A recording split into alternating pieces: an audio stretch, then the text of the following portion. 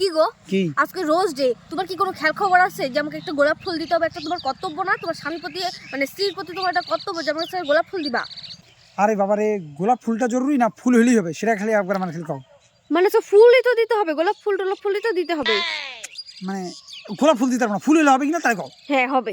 ঠিক আছে, চলো তোমার আমি যা ফুল লাগবে সেই ফুল আমি তোমাকে ও মা, তুমি দেখি এক কথাতে রাজি হয়ে গেলে, তুমি তো ভালো কবে থেকে হয়ে গেলে। চলো, কোথায় নিয়ে যেতেছো? আসো না, আসো আসো।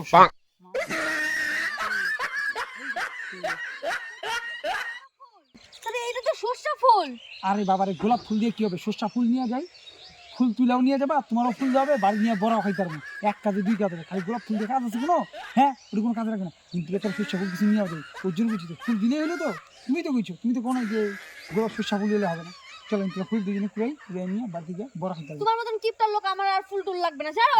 না না না, আমি বাড়ি যাবো। আরে কথা তো শুনি, আরে